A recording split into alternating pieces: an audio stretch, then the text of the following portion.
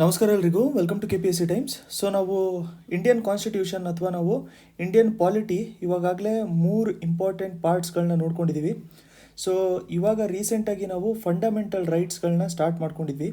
Fundamental rights ತುಂಬಾ important topic, especially ನಮಗೆ polity related.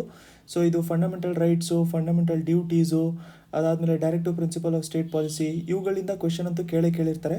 So ಈ ವಿಡಿಯೋಲಿ ನಾವು ಕಂಪ್ಲೀಟಾಗಿ ಫಂಡಮೆಂಟಲ್ ರೈಟ್ಸು ಉಳಿದಿರೋಂಥದ್ದು ಏನೇನಿತ್ತು ಅವನ್ನೆಲ್ಲನೂ ಕೂಡ ಇದರಲ್ಲಿ ಮುಗಿಸ್ಕೊಳ್ಳೋಣ. ಹೊಸಬರಾಗಿದ್ದರೆ ಚಾನಲ್ನ ಸಬ್ಸ್ಕ್ರೈಬ್ ಮಾಡೋದನ್ನ ಮರೆಯೋಕೆ ಹೋಗ್ಬೇಡಿ. ಅದೇ ಥರ ಬೆಲ್ ಐಕನ್ನು ಕೂಡ ಪ್ರೆಸ್ ಮಾಡ್ಕೊಂಡಿರಿ, ಅಂತಂದರೆ ಲೇಟೆಸ್ಟ್ ವೀಡಿಯೋಸ್ ನೋಟಿಫಿಕೇಶನ್ ನಿಮಗೆ ಬರ್ತಾ ಇರುತ್ತೆ.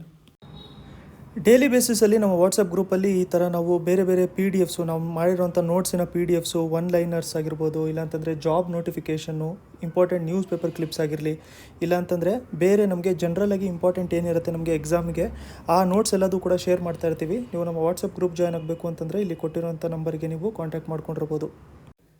ಫಸ್ಟ್ ಒಂದು ನೋಡ್ಕೊಳ್ಳೋಣ, ಆರ್ಟಿಕಲ್ 21. ಇದಕ್ಕಿಂತ ಮುಂಚೆ ಇರೋಂಥದ್ದೆಲ್ಲದೂ ಕೂಡ ಮುಂಚೆ ಪಾರ್ಟಲ್ಲಿ ನೋಡ್ಕೊಂಡಿದ್ದೀವಿ. ಅದನ್ನು ನೋಡಿಲ್ಲ ಅಂತಂದರೆ ಅದನ್ನು ನೋಡ್ಕೊಂಡಿರಿ. ಸೊ ಆರ್ಟಿಕಲ್ 21 ಯಾವುದ್ರ ಬಗ್ಗೆ ಹೇಳುತ್ತೆ ಅಂತಂದರೆ, ಇದು ಬಂದ್ಬಿಟ್ಟು protection of life and personal liberty ಅಂತ ಹೇಳ್ಬಿಟ್ಟು ಹೇಳುತ್ತೆ.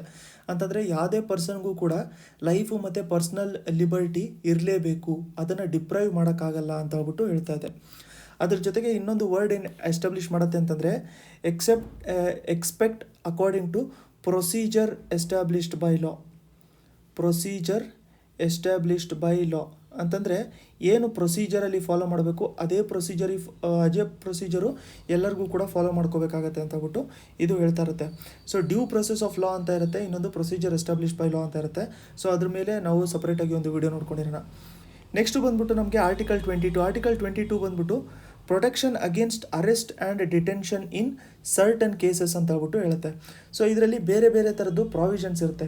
ಅಂತಂದರೆ ಯಾರನ್ನಾದರೂ ಕಸ್ಟೋಡಿಯಲ್ಲಿ ತೊಗೋಬೇಕು ಅಂತಂದರೆ, ಯಾರನ್ನಾದ್ರು ಅರೆಸ್ಟ್ ಮಾಡಬೇಕು ಅಂತಂದರೆ, ಅವ್ರಿಗೆ ಯಾವುದಕ್ಕೋಸ್ಕರ ಅರೆಸ್ಟ್ ಮಾಡ್ತಾ ಇದ್ದಾರೆ ಅದು ಗ್ರೌಂಡ್ಸ್ಗಳನ್ನ ಅವ್ರಿಗೆ ನೀಟಾಗಿ ಇನ್ಫಾರ್ಮ್ ಮಾಡ್ಕೊಂಡಿರಬೇಕು. ಅದ್ರ ಜೊತೆಗೆ ಅವ್ರಿಗೆ ಡಿಫೆಂಡ್ ಮಾಡ್ಕೊಳ್ಳೋದಕ್ಕೆ ಲೀಗಲ್ ಪೆಟಿಷ್ನರ್, ಅವ್ರ ಚಾಯ್ಸ್ ಇರೋಂಥ ಲೀಗಲ್ ಪೆಟಿಷ್ನರ್ ಕೊಡಬೇಕು.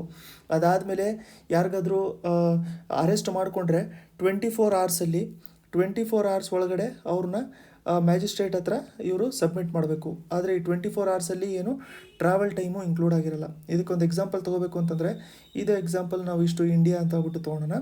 ಇಲ್ಲಿ ಇಂಡಿಯಾ ಅಂತ ಹೇಳ್ಬಿಟ್ಟು ತೊಗೊಂಡಾಗ ಇಲ್ಲಿ ಯಾರೋ ಒಬ್ಬರು ಇಲ್ಲಿ ಹಿಮಾಚಲ್ ಪ್ರದೇಶಲ್ಲಿ ಒಬ್ಬರು ಕರ್ನಾಟಕದಿಂದ ಹಿಮಾಚಲ್ ಪ್ರದೇಶಲ್ಲಿ ಯಾರೋ ಓಡೋಗ್ಬಿಟ್ಟಿದ್ದಾರೆ.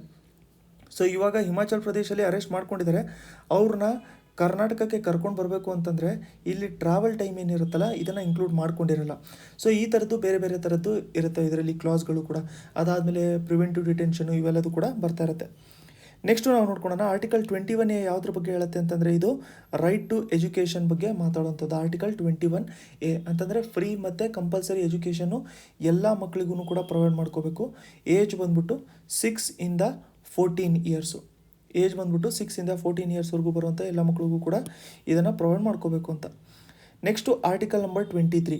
ಆರ್ಟಿಕಲ್ ನಂಬರ್ 23 ತುಂಬ ಇಂಪಾರ್ಟೆಂಟ್. ಇದು ಬಂದ್ಬಿಟ್ಟು ಇದು ಹ್ಯೂಮನ್ ಟ್ರಾಫಿಕಿಂಗು, ಅದಾದಮೇಲೆ ಫೋರ್ಸ್ಡ್ ಲೇಬರು ಇವೆಲ್ಲ ಇರುತ್ತಲ್ಲ ಇದನ್ನು ಪ್ರಾಹಿಬಿಟ್ ಮಾಡುತ್ತೆ. ಸೊ ನಾವು ರೀಸೆಂಟಾಗಿ ಎಷ್ಟೊಂದು ಇನ್ಸಿಡೆಂಟ್ಸ್ಗಳನ್ನ ನೋಡ್ಕೊಂಡಿದ್ದೀವಿ. ಅಂತಂದರೆ ಇವಾಗ ಯಾರನ್ನೋ ಒಬ್ಬರು ಲೇಬರಾಗಿ ಇಟ್ಕೊಂಡ್ಬಿಟ್ಟಿರ್ತಾರೆ ಅಂತ. ಅದಾದಮೇಲೆ ಇನ್ನೊಂದು ಎಕ್ಸಾಂಪಲ್ ಅಂತಂದರೆ, ರೀಸೆಂಟಾಗಿ ಆಸ್ಟ್ರೇಲಿಯಾದಲ್ಲಿ ಒಂದು ಕಪಲ್ ಏನು ಮಾಡಿತ್ತು ಅಂತಂದರೆ, ಒಬ್ಬ ವುಮನ್ನ ಲೇಬರ್ ಅಂತ ಹೇಳ್ಬಿಟ್ಟು ಫೋರ್ಸ್ಡ್ ಲೇಬರಲ್ಲಿ ಇಟ್ಕೊಂಡ್ಬಿಟ್ಟಿದ್ರು. ಆಲ್ಮೋಸ್ಟ್ 8 ವರ್ಷದವರೆಗೂ ಕೂಡ ಇಟ್ಕೊಂಡ್ಬಿಟ್ಟಿದ್ರು. ಅವ್ರನ್ನ ರೀಸೆಂಟಾಗಿ ರೆಸ್ಕ್ಯೂ ಮಾಡ್ಕೊಂಡಿದ್ದಾರೆ. ಇವೆಲ್ಲದು ಯಾವ ಆರ್ಟಿಕಲಲ್ಲಿ ಮೆನ್ಷನ್ ಮಾಡಿರ್ತಾರೆ ಅಂತಂದರೆ, article number 23. So prohibition of traffic in human beings and forced labour ಅಂತ ಹೇಳ್ಬಿಟ್ಟು ಹೇಳುತ್ತೆ. ಸೊ ಅದು ಅಕಸ್ಮಾತ್ ಏನಾದರೂ ಆಗ್ತಾಯಿದ್ರೆ ಅದರ ರಿಲೇಟೆಡ್ಡು ಏನು ಅಫೆನ್ಸ್ ಇರುತ್ತಲ್ಲ, ಸೊ ಅದರ ರಿಲೇಟೆಡ್ ಏನು ಪ್ರೊಸೀಜರ್ ಇರುತ್ತೆ ಅದ್ರ ಪ್ರಕಾರ ಇವರು ಲಾ ಪ್ರಕಾರನೇ ಅವ್ರಿಗೆ ಪನಿಷ್ಮೆಂಟು ಕೂಡ ಪ್ರೊವೈಡ್ ಮಾಡ್ತಾರೆ. ಆರ್ಟಿಕಲ್ ನಂಬರ್ 24 ನಾವು ನೋಡ್ಕೋಬೇಕು ಅಂತಂದರೆ, prohibition of employment of children in factories. So factories ಯಾಕೆ ಅಂತಂದರೆ ಇಲ್ಲಿ ತುಂಬ ಹೆಜಾರ್ಡ್ ಆಗಿರೋವಂಥದ್ದು, ಅಂತಂದರೆ ತುಂಬ ಡೇಂಜರ್ ಇರೋವಂಥದ್ದು ಎನ್ವೈರ್ಮೆಂಟ್ ಇರುತ್ತೆ. ಸೊ ಈ ಥರ ಡೇಂಜರ್ ಆಗಿರೋವಂಥ ಎನ್ವೈರ್ಮೆಂಟಲ್ಲಿ ಮಕ್ಕಳಿಗೆ ಕೆಲಸ ಮಾಡಿಸ್ಬಾರ್ದು ಅಂತ ಹೇಳ್ಬಿಟ್ಟು, ಅಂತಂದರೆ ಮಕ್ಕಳಿಗೆ ಅಟ್ಲೀಸ್ಟ್ ಎಜುಕೇಷನ್ ನಾವು ಪ್ರೊವೈಡ್ ಮಾಡಬೇಕು.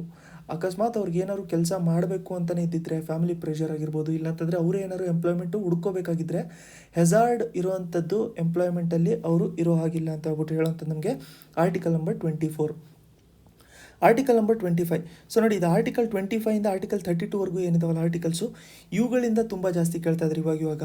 ಯಾಕೆಂತಂದರೆ ಇವನ್ನು ಮುಂಚೆ ಜಾಸ್ತಿ ಕೇಳ್ತಾ ಇರಲಿಲ್ಲ, ಬಟ್ ಇವಾಗ ಇವುಗಳ ಬಗ್ಗೆ ತುಂಬ ಜಾಸ್ತಿ ಕೇಳ್ತಾ ಇದ್ದಾರೆ. ಆರ್ಟಿಕಲ್ 23ಇಂದ ಎಸ್ಪೆಷಲಿ 25 ನಾವು ನೋಡ್ಕೋಬೇಕು ಅಂತಂದರೆ freedom of conscience and free profession practice and propagation of religion.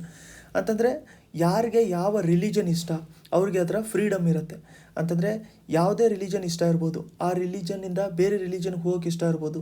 So ಅದಕ್ಕೆ ಯಾರು ಅವ್ರಿಗೆ ಫೋರ್ಸ್ ಮಾಡೋ ಹಾಗಿಲ್ಲ, ಅವ್ರಿಗೇ ಅದರ ರಿಲೇಟೆಡು ಫ್ರೀಡಮ್ ಎಲ್ಲ ಇರುತ್ತೆ. ಸೊ ಅದಕ್ಕೆ ಅದನ್ನು ಹೇಳೋವಂಥದ್ದು ಏನು ಅಂತಂದರೆ ಫ್ರೀಡಮ್ ಇರುತ್ತೆ ಅವ್ರಿಗೆ ಬೇಕಾಗಿರೋಂಥ ರಿಲಿಜನ್ನ ಡಿಸೈಡ್ ಮಾಡ್ಕೊಂಡಿರ್ಬೋದು, ಅವ್ರಿಗೆ ಬೇಕಾಗಿರೋಂಥ ಪ್ರೊಫೆಷನ್ನು ಪ್ರಾಕ್ಟೀಸ್ ಮಾಡ್ಕೊಂಡಿರ್ಬೋದು, ಅವರ ಬೇಕಾಗಿರೋಂಥದ್ದು ರಿಲಿಜನಿಂದ ಪ್ರಾಪಗೇಟ್ ಬೇರೆ ರಿಲಿಜನ್ಗೂ ಕೂಡ ಅವರು ಹೋಗ್ಬಿಡ್ಬೋದು ಅಂತ ಹೇಳ್ಬಿಟ್ಟು.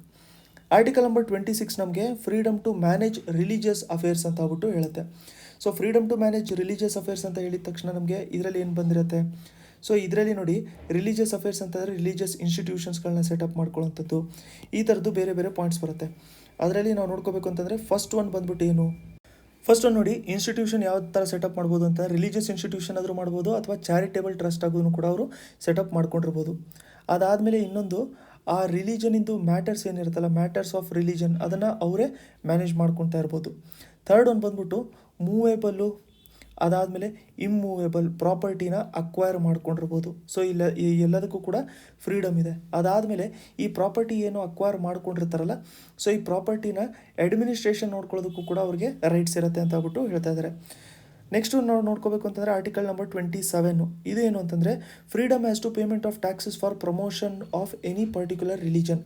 ಅಂತಂದರೆ ಇವಾಗ ಏನಾದರೂ ರಿಲಿಜಿಯಸ್ ಇನ್ಸ್ಟಿಟ್ಯೂಷನ್ ಇದೆ ಅಂತಂದರೆ ಅವರು ಟ್ಯಾಕ್ಸಸ್ನ ಪೇ ಮಾಡ್ತಾ ಇರಲ್ಲ. ಸೊ ಇದಕ್ಕೆ ಮತ್ತೆ ಏನು ಮಾಡ್ತಾ ಇರ್ತಾರೆ ಅಂತಂದರೆ ಇದರಲ್ಲಿ ಬೇರೆ ಬೇರೆ ಥರದ್ದು ಪ್ರೊಸೀಜರ್ಸ್ ಎಲ್ಲ ಫಾಲೋ ಮಾಡ್ತಾ ಇರ್ತಾರೆ. ಈಗ ಎಕ್ಸಾಂಪಲು ಒಂದು ರಿಲಿಜಿಯಸ್ ಇನ್ಸ್ಟಿಟ್ಯೂಷನ್ ಸೆಟಪ್ ಮಾಡ್ಕೊಂಡಿದ್ದಾರೆ ಅಂತ ಅಂದ್ಕೊಳ್ಳಿ. ಸೊ ಇದರಲ್ಲಿ ಬರುವಂಥ ಫಂಡ್ಸ್ ಎಲ್ಲ ಏನೇನಿರುತ್ತಲ್ಲ ಅದರ ರಿಲೇಟೆಡು ಟ್ಯಾಕ್ಸೇಷನ್ ಏನು ಇವರು ಪೇ ಮಾಡ್ತಾರಲ್ಲ ಗೌರ್ಮೆಂಟಿಗೆ. ಬಟ್ ಅದರಿಂದ ಏನು ಮಾಡ್ತಾರೆ ಅಂತಂದರೆ ಬೇರೆ ಬೇರೆ ರಿಲಿಜನವರು ಬೇರೆ ಬೇರೆ ಥರದ್ದು ಇದರಲ್ಲಿ ಜನರಿಗಾಗಿ ಒಳ್ಳೇದು ಮಾಡ್ತಾ ಇರ್ತಾರೆ. ಈಗ ಎಕ್ಸಾಂಪಲ್ ನಾವು ಧರ್ಮಸ್ಥಳ ನೋಡ್ಕೋಬೇಕು ಅಂತಂದರೆ ಅವ್ರದ್ದು ಎಷ್ಟೊಂದು ಎಜುಕೇಷನ್ ಇನ್ಸ್ಟಿಟ್ಯೂಷನ್ಸ್ ಇದ್ದಾವೆ. ಸೊ ಎಜುಕೇಷನ್ನ ಪ್ರೊವೈಡ್ ಮಾಡ್ತಾರೆ. ಅದಾದಮೇಲೆ ನಮಗೆ ಇಲ್ಲಿ ಮೆಡಿಕಲ್ ಕಾಲೇಜಸ್ಸು, ಅದಾದಮೇಲೆ ನಮಗೆ ಹಾಸ್ಪಿಟಲ್ಸು, ಯೋಗ ಸೆಂಟರು, ಈ ಥರದ್ದು ಎಲ್ಲದೂ ಕೂಡ ಇದೆ. ಅಂತಂದರೆ ಟ್ಯಾಕ್ಸ್ ಪೇ ಮಾಡಲ್ಲ ಅಂತ ಹೇಳಿ ಅವರೇನು ಅದನ್ನು ಇವೇಡ್ ಮಾಡ್ತಾಯಿಲ್ಲ ಅಥವಾ ಅದನ್ನು ತಮಗೋಸ್ಕರ ತಾವು ಯೂಸ್ ಮಾಡ್ತಾಯಿಲ್ಲ, ಬಟ್ ಅದನ್ನು ಜನರಿಗೋಸ್ಕರ ಯೂಸ್ ಮಾಡ್ತಾಯಿದ್ದಾರೆ. ಇದು ಅಷ್ಟೇ ಅಲ್ಲ. ಎಕ್ಸಾಂಪಲ್ ನಾವು ಮಾಸ್ಕ್ಗಳನ್ನ ನೋಡ್ಕೋಬೇಕು ಅಂತಂದರೆ ಅವರು ಮದ್ರಾಸಾಗಳನ್ನ ಸೆಟಪ್ ಮಾಡಿರ್ತಾರೆ. ಮದ್ರಾಸಾಸ್ ಅಂತಂದರೆ ಏನು, ಸೊ ಇದು ಅವರ ಎಜುಕೇಷನ್ ಪ್ರೊವೈಡ್ ಮಾಡುವಂಥದ್ದು, ಅವರ ಎಜುಕೇಷನ್ ಸಿಸ್ಟಮು. ಅದೇ ಥರ ಚರ್ಚ್ಗಳು ಕೂಡ ಪ್ರೊವೈಡ್ ಮಾಡ್ತಾ ಇರ್ತವೆ. ಸೊ ಅದು ಏನು ಹೇಳುತ್ತೆ ಅಂತಂದರೆ ಟ್ಯಾಕ್ಸಸ್ಸು ಪೇ ಮಾಡದೇ ಇರೋಂಗೆ ಇರುವಂಥ ಫ್ರೀಡಮ್ ಇದು ಆರ್ಟಿಕಲ್ ನಂಬರ್ 27 ಕೊಡೋವಂಥದ್ದು. ಆರ್ಟಿಕಲ್ ನಂಬರ್ 28 ನಾವು ನೋಡಬೇಕು ಅಂತಂದರೆ freedom as to attendance at religious instructions or religious worship in certain educational institution ಅಂತ ಹೇಳ್ಬಿಟ್ಟು ಹೇಳ್ತಾ ಇರುತ್ತೆ. ಅಂತಂದರೆ ಯಾವುದೇ ಥರದ ಎಜುಕೇಷನ್ ಇನ್ಸ್ಟಿಟ್ಯೂಷನ್ನು ಇದು ಸ್ಟೇಟ್ ಫಂಡು, ಸೊ ಇವೆಲ್ಲದು ಪ್ರೊವೈಡ್ ಮಾಡ್ಕೊಂಡಿರುವಂಥದ್ದು ಏನಿರುತ್ತೆ ಅಂತಂದರೆ ಸ್ಟೇಟ್ ಫಂಡಿಂದನೇ ಪ್ರೊವೈಡ್ ಮಾಡ್ಕೊತಿದ್ರು ಕೂಡ ಅದರಲ್ಲಿ ಫ್ರೀಡಮ್ ಇರುತ್ತೆ ಅಂತ ಹೇಳ್ಬಿಟ್ಟು. ಸೊ ಇದರಲ್ಲೂ ಕೂಡ ಎಕ್ಸ್ಟ್ರಾ ಪಾಯಿಂಟ್ಸ್ ಇರುತ್ತೆ. ಬಟ್ ಎಜುಕೇಷನ್ ಇನ್ಸ್ಟಿಟ್ಯೂಷನ್ಸಲ್ಲಿ ಫ್ರೀಡಮ್ ಆಫ್ ಅಟೆಂಡೆನ್ಸ್ ಇರುತ್ತೆ ಅಂತ ಹೇಳ್ಬಿಟ್ಟು ಒಂದು ನೋಡ್ಕೊಂಡಿರಿ. ಆರ್ಟಿಕಲ್ ನಂಬರ್ 29 ನಾವು ನೋಡ್ಕೋಬೇಕು ಅಂತಂದರೆ ಇದು protection of interest of minorities ಬಗ್ಗೆ ಮಾತಾಡುವಂಥದ್ದು ನಮಗೆ ಆರ್ಟಿಕಲ್ ನಂಬರ್ 29. ಅಂತಂದರೆ ಯಾವುದೇ ಸೆಕ್ಷನ್ನು ಸಿಟಿಸನ್ಸಿಂದು ಇಂಡಿಯನ್ ಟೆರಿಟರಿಯಲ್ಲಿ ಇದ್ದಿದ್ದರೆ ಅವ್ರಿಗೆ ಡಿಸ್ಟಿಂಕ್ಟ್ ಲ್ಯಾಂಗ್ವೇಜು, ಸ್ಕ್ರಿಪ್ಟು, ಕಲ್ಚರು ಏನಾದರೂ ಇದ್ದಿದ್ದರೆ ಅದನ್ನು ಪ್ರಿಸರ್ವ್ ಮಾಡ್ಕೋಬೇಕು ಅಂತ ಹೇಳ್ಬಿಟ್ಟು ಮೈನಾರಿಟೀಸ್ ಅಂತ ಹೇಳ್ಬಿಟ್ಟು ಕೊಟ್ಟಿರ್ತೀವಿ. ಸೊ ಈಗ ಇಂಡಿಯಾದಲ್ಲಿ ನಾವು ನೋಡ್ಕೋಬೇಕು ಅಂತಂದರೆ ಇವಾಗ ಹಿಂದೂ ಬಿಟ್ಬಿಟ್ಟು ಬೇರೆ ಯಾವುದು ರಿಲಿಜನ್ ಇದಾವಲ್ಲ ಅವನ್ನೆಲ್ಲದನ್ನೂ ಕೂಡ ನಿಯರ್ಲಿ 6 ಇದ್ದಾವೆ, ಅವನ್ನೆಲ್ಲದನ್ನೂ ಕೂಡ ಮೈನಾರಿಟೀಸ್ ಅಂತ ಹೇಳ್ಬಿಟ್ಟು ಟ್ರೀಟ್ ಮಾಡ್ತೀವಿ. ಯಾಕಂತಂದರೆ ಅಡಿಷ್ನಲ್ ಪ್ರೊಟೆಕ್ಷನ್ನು ಪ್ರೊವೈಡ್ ಮಾಡ್ಕೋಬೇಕು ಅಂತ ಹೇಳ್ಬಿಟ್ಟು. ನೆಕ್ಸ್ಟ್ ನಮಗೆ ಆರ್ಟಿಕಲ್ ನಂಬರ್ 30 ಬರುತ್ತೆ. ಆರ್ಟಿಕಲ್ ನಂಬರ್ 30 ಏನಿರುತ್ತೆ ಅಂತಂದರೆ right of minorities to establish and administer educational institutions. So ಈಗ ಮೈನಾರಿಟೀಸ್ ಅಂತ ಹೇಳಿ ಬಂದ ತಕ್ಷಣವೇ ನಾವೇನಂತ ನೋಡ್ಕೊಂಡ್ವಿ ಅಂತಂದರೆ ಡಿಸ್ಟಿಂಕ್ಟ್ ಆಗಿರೋಂಥ ಲ್ಯಾಂಗ್ವೇಜ್ ಇರುತ್ತೆ, ಅದಾದಮೇಲೆ ಡಿಸ್ಟಿಂಕ್ಟ್ ಆಗಿರೋಂಥ ಸ್ಕ್ರಿಪ್ಟ್ ಇರುತ್ತೆ, ಅದಾದಮೇಲೆ ಡಿಸ್ಟಿಂಕ್ಟ್ ಆಗಿರುವಂಥ ಕಲ್ಚರ್ ಇರುತ್ತೆ. ಸೊ ಇವನ್ ಎಲ್ಲದನ್ನೂ ಅವರು ಕ್ಯಾರಿ ಫಾರ್ವರ್ಡ್ ಮಾಡ್ಕೋಬೇಕಲ್ಲ, ಸೊ ಅದಕ್ಕೆ ಅವ್ರಿಗೆ ಫ್ರೀಡಮ್ ಕೊಟ್ಟಿರ್ತಾರೆ. ಅಂತಂದರೆ ಅವ್ರದ್ದೇ ಆಗಿರುವಂಥದ್ದು ರಿಲಿಜಿಯಸ್ ಇನ್ಸ್ಟಿಟ್ಯೂಷನ್ಸ್ನ, ಎಜುಕೇಷನ್ ಇನ್ಸ್ಟಿಟ್ಯೂಷನ್ಸ್ನ ಸೆಟಪ್ ಮಾಡ್ಕೊಳ್ಳೋದಕ್ಕೆ. ಸೊ ಅದರ ರಿಲೇಟೆಡ್ಡು ಪ್ರಾಪರ್ಟಿ ಅಕ್ವೈರ್ ಮಾಡ್ಕೋಬೇಕಾಗಿರ್ಬೋದು, ಇಲ್ಲಾಂತಂದರೆ ಅದರಲ್ಲಿ ಏನು ಅಡ್ಮಿನಿಸ್ಟ್ರೇಷನ್ ನಡೆಸ್ಕೋಬೋದಾಗಿರ್ಬೋದು, ಇವೆಲ್ಲದರ ರಿಲೇಟೆಡು ಫ್ರೀಡಮ್ನ ಅವ್ರಿಗೇ ಕೊಟ್ಟಿರ್ತಾರೆ. ಬಟ್ ರೀಸೆಂಟಾಗಿ ಗೌರ್ಮೆಂಟ್ ಏನು ಮಾಡಿದ್ದಾರೆ ಅಂತಂದರೆ ಇದರಲ್ಲಿ ಫ್ರೀಡಮ್ ಮಾತ್ರ ಇದೆ, ಬಟ್ ಟೀಚರ್ಸು ಏನು ಚೂಸ್ ಮಾಡ್ಕೊಂಡಿರ್ತೀರಲ್ಲ ಆ ರೈಟ್ಸು ಬಂದ್ಬಿಟ್ಟು ನಮಗೆ ಗೌರ್ಮೆಂಟ್ ಹತ್ರನೇ ಇರಬೇಕು. ಯಾಕಂತಂದರೆ ಕ್ವಾಲಿಟಿ ಆಫ್ ಎಜುಕೇಷನ್ನ ಪ್ರೊಟೆಕ್ಟ್ ಮಾಡ್ಕೋಬೇಕು ಅಂತ ಹೇಳ್ಬಿಟ್ಟು ಆ ಥರ ಮಾಡಿರೋಂಥದ್ದು. ಆರ್ಟಿಕಲ್ ನಂಬರ್ 32 ನಾವು ನೋಡ್ಕೋಬೇಕು ಅಂತಂದರೆ ರೆಮಿಡೀಸ್ ಪ್ರೊವೈಡ್ ಮಾಡುತ್ತೆ. ಅಂತಂದರೆ ಇವಾಗ ನಮಗೆ ಆರ್ಟಿಕಲ್ ನಂಬರ್ 30ವರೆಗೂ ಕೂಡ ಏನು ಇಂಪಾರ್ಟೆಂಟ್ ರೈಟ್ಸ್ಗಳನ್ನ ಪ್ರೊವೈಡ್ ಮಾಡಿತ್ತಲ್ಲ, ಈ ರೈಟ್ಸ್ಗಳನ್ನ ಪ್ರೊಟೆಕ್ಟ್ ಮಾಡ್ಕೋಬೇಕಲ್ಲ. ಸೊ ಆ ರೈಟ್ಸ್ಗಳನ್ನ ಪ್ರೊಟೆಕ್ಟ್ ಮಾಡ್ಕೊಳ್ಳೋದಕ್ಕೆ ನಮಗೆ ರೆಮಿಡೀಸ್ ಪ್ರೊವೈಡ್ ಮಾಡುತ್ತೆ ಆರ್ಟಿಕಲ್ ನಂಬರ್ 32.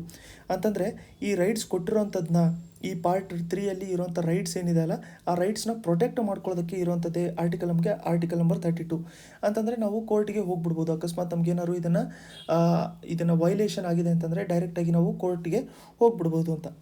ಆರ್ಟಿಕಲ್ ನಂಬರ್ 32 ನಾವೇನಾದರೂ ನೋಡ್ಕೋಬೇಕು ಅಂತಂದರೆ, constitutional validity of state laws not to be considered in proceedings under article 32 ಅಂತ ಹೇಳ್ಬಿಟ್ಟು ಇದು ಹೇಳುತ್ತೆ. ಅಂತಂದರೆ ಸೇವಿಂಗ್ ಆಫ್ ಲಾಸ್ ಅಂತ ಹೇಳ್ಬಿಟ್ಟು ಆಗತ್ತದು. ಸೊ ಅಂತಂದರೆ ಈಗ ಎಕ್ಸಾಂಪಲ್ಲು, ಸ್ಟೇಟ್ ಏನಾದರೂ ಅದರ ರಿಲೇಟೆಡು ಮಾಡಿಫಿಕೇಷನ್ಸ್ ಮಾಡ್ಕೋಬೇಕು ಅಂತಂದರೆ ಅದು ನಲ್ ಆ್ಯಂಡ್ ವಾಯ್ಡ್ ಆಗಿರುತ್ತೆ ಅಂತ ಹೇಳ್ಬಿಟ್ಟು ಆರ್ಟಿಕಲ್ ನಂಬರ್ 32 ಹೇಳುತ್ತೆ. ಅಂತಂದರೆ ಯಾವುದೇ ಥರದ್ದು ಫಂಡಮೆಂಟಲ್ ರೈಟ್ಸ್ಗೆ ಏನಾದರೂ ವೈಲೇಷನ್ ಆಗ್ತಾ ಇತ್ತು, ಒಂದೇನಾದ್ರು ಲಾ ಬಂದಿದ್ದರೆ ಅದು ಆಟೋಮೆಟಿಕ್ಕಾಗಿ ನಲ್ ಆ್ಯಂಡ್ ವಾಯ್ಡ್ ಆಗುತ್ತೆ ಅಂತ ಹೇಳ್ಬಿಟ್ಟು ಇದು ಹೇಳ್ತಾ ಇರುತ್ತೆ.